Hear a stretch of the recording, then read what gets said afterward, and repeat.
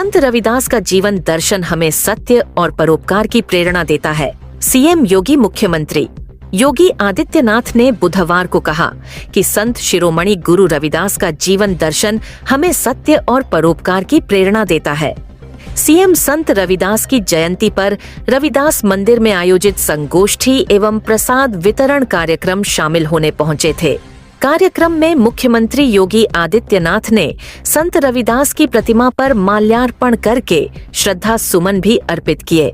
इस दौरान कार्यक्रम में उप मुख्यमंत्री ब्रजेश पाठक, भाजपा वरिष्ठ नेता नीरज सिंह, लखनऊ महानगर अध्यक्ष आनंद द्विवेदी, महापौर सुषमा खरकवाल, विधायक गण, एमएलसी रामचंद्र प्रधान सहित संत रविदास सेवा समिति के अध्यक्ष राम खेलावन मुख्य रूप से उपस्थित रहे हैं।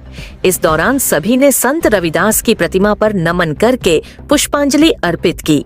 मुख्यमंत्री योगी आदित्यनाथ ने कहा कि गुरु रविदास के जीवन दर्शन एवं उनके विचार से प्रेरणा लेकर हमें समरस समाज के निर्माण हेतु प्रतिबद्ध रहना चाहिए।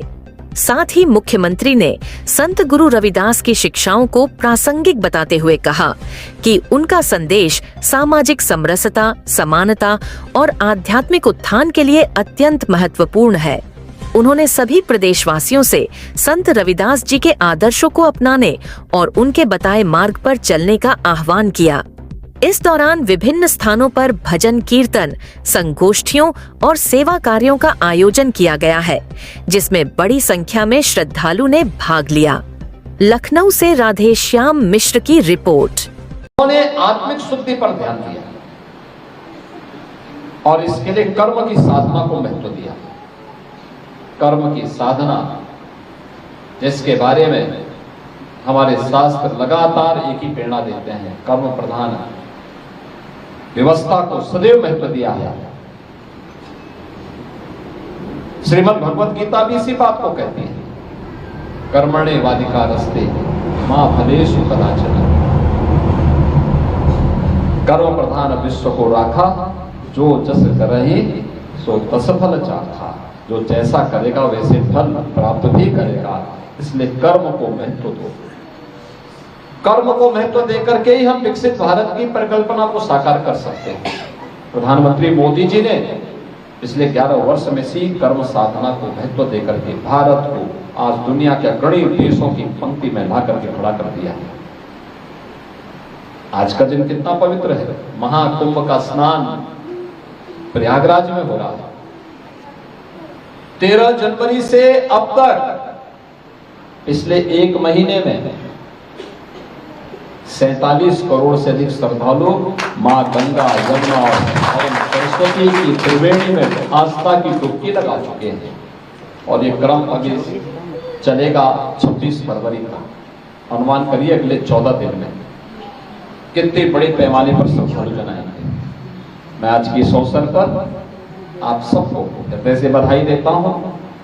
संत शिरोमणि सदगुरु रविदास जी महाराज के श्री चरणों में नमन करता हूं और आप सबको इस बात के लिए आश्वस्त करता हूं कि डबल इंजन की भारतीय जनता पार्टी की सरकार है। हमने सदगुरु रविदास जी महाराज की पावन जन्मभूमि शीर गोवर्धन काशी में प्रधानमंत्री मोदी जी के विजन के अनुरूप वहां पे भव्य स्वरूप दे दिया। वहां यात्री विश्रामालय बना दिया। सदगुरु रविदास जी महाराज की भव्य प्रतिमा रखवा दी गई। पार्क का निर्माण कर दिया गया। 4 लेन की कनेक्टिविटी दे दी। यानी 17 के पहले वहां सिंगल लेन की सड़क थी। कोई यात्री विश्रामालय नहीं था, कोई अतिथिशाला नहीं था, कोई भोजनालय नहीं था, कोई बड़ी मूर्ति नहीं थी। आज आप जाएंगे, पार्क नहीं था, कनेक्टिविटी नहीं थी। आज वहां पर 4 लेन के साथ जोड़ दिया गया। आज वहां पर सदगुरु रविदास के महाराज की भव्य प्रतिमा लगा दी गई। बड़ी भव्य प्रतिमा, पार्क बना दिया गया। 1.5-2 लाख एक साथ श्रद्धालु बैठ सकता है, लंगर छक सकता है। पाकशाला बना दी गई, अन्नपूर्णा भवन बना दिया गया,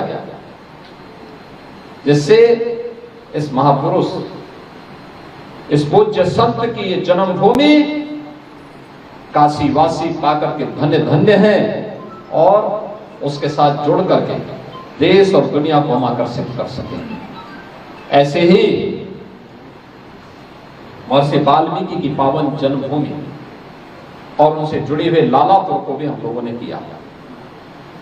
वहां पे रोपवे भी हम लोग लेकर जा रहे हैं।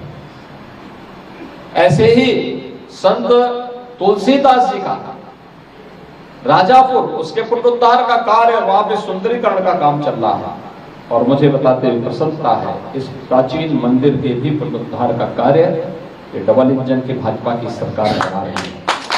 1 करोड़ 6 लाख रुपए दे चुके हैं।